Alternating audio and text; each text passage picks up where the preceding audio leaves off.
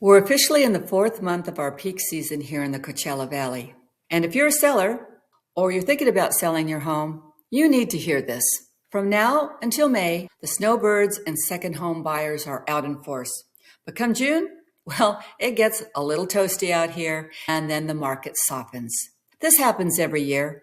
Our November through April season has much more inventory than the summer months, and so we have increased sales. Now the season passes, inventory drops, and many buyers just shelter in place. So as a seller, if you missed the boat last year, don't make the same mistake this year. Today, I'm giving you the 2026 blueprint on how to sell your home before the June heat settles in. I'm going to tell you the brutal truth about what it takes to get your home sold. I'm Darlene Harwick, realtor out here in the Valley, and I work with sellers and buyers find their desert dream homes in our 5 resort cities. Okay, here's the truth.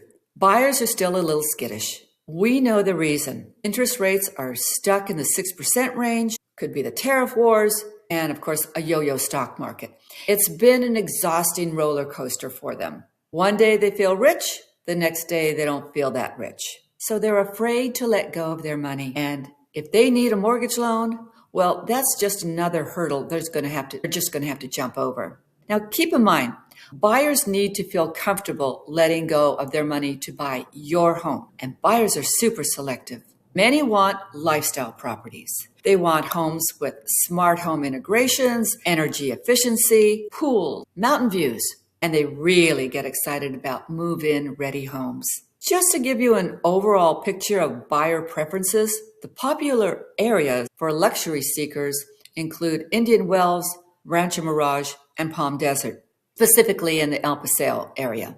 For lifestyle, well, Palm Springs is still the hub. Now, first time and value buyers, they look into Indio and areas of La Quinta. These areas are popular for families and they're looking for homes, and those who are looking for homes under $500,000. But that said, $500,000 to $700,000 range represents our core market. But a lot of activity exists in the $1 to $2 million luxury tier, which has shown exceptional strength. Cash transactions are pretty common at both ends of the spectrum. Did you know that approximately 40% of homes over $1 million and over 50% of homes over $2 million are all cash deals? Okay, I digress.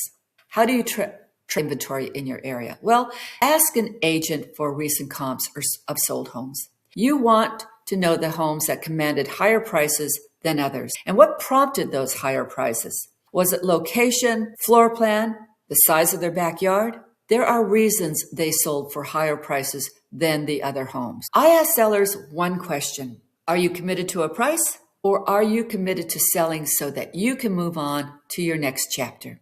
The answer is always the same. They want it both. This dual mindset will do nothing to get sellers to the finish line. Sellers have to get their heads wrapped around the sale, not the price. Because sellers, what are you going to do if you don't get your price in the first month your home's on the market?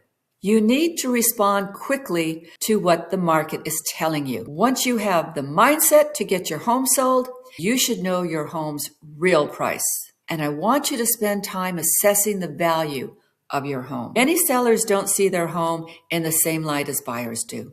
Just because someone down the street sunk a ton of money into a renovation doesn't necessarily raise your home's value. And if you don't know your home's true value, bring in a few agents or an appraiser to find out. Now, if your home's overpriced, the market will tell you. A big warning sign would be no showings or showings and no offers. After each showing, make sure your agent tells you or gives you the buyer feedback. Are these buyers saying they didn't like the traffic noise or the power lines in the backyard, or maybe they said your house isn't as updated as they want? Or maybe they didn't like the size of your home or your floor plan. Well, there's nothing you can do about traffic noise or power lines or your home size or the floor plan. But when you decode their feedback, you'll see they're saying you're priced too high and they're not going to make an offer at your price. You can't change your location, but you can change your price. That's the brutal truth. I want you to get in and out of the market as quickly as possible. Time is not your friend. A lot of you out there think, oh, I'll just wait for someone to pay my price. But guess what? That mindset doesn't get your sale price. It just results in your home sitting on the market for a long time. And then you get frustrated. And then you get upset. This market has shifted, and you have to react to the market. What I'm saying is you must pay attention to what's happening to the sales in your area and listen to the feedback buyers are giving you. Renovations excite buyers. Many of you sellers have made upgrades, but renovations completed 10 or 20 years ago just don't compare to current styles. A renovation from a 2006 home is just a well-maintained old home in 2026. That said, I always think it's a good idea in doing a little work if your home looks dated, but just don't go overboard. Make it low cost with high impact. Don't gut your kitchen. Instead, paint the cabinetry and replace the hardware. Maybe replace the aluminum frame shower doors with frameless glass in your bathroom, or maybe a new countertop. Today's buyers are looking to find homes that are affordable and nice. Don't do upgrades that won't get you the return on your investment. Sellers, I'm telling you to get really clear on your list price from day one. Overpriced homes lose momentum quickly. When your home's on the market for many months, buyers suspect hidden issues. And don't chase the market downward with price reductions. You'll eventually sell for less than what you would have if it was priced correctly initially. Here's what's going to happen if you insist on an unrealistic price. Your agent will let you experience minimal activity first and then relist it with a corrected strategy. All that was accomplished was more time on the market. Most buyers don't want drama, and they don't want to get into long, drawn-out negotiations with the seller. And they don't want to deal with unrealistic sellers, but they also don't want to offend them. So a lot of times, they write up best and final offers. If you receive a best and final offer, that means best and final.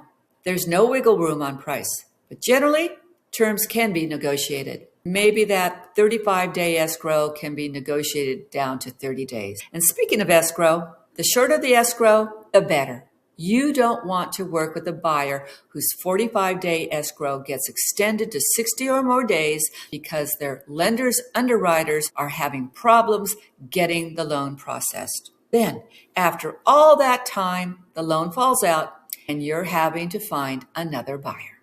When I see a loan going sideways, I always suggest to bring in one of our local lenders. They're tuned in to our local underwriting guidelines and home insurances, and they just get the loans closed faster than out-of-state lenders. Time is not your friend in this market. If you price it right on day one, you win. If you chase the market down, you lose money and time. The goal is simple. Get in, get out, and get top dollar. I want you to have a successful sale of your home. Okay, so thanks so much for watching this video. Contact me if you have any comments or questions, and don't forget to click my subscribe to my channel button. And hey, have a great day, and I'll see you in my next video.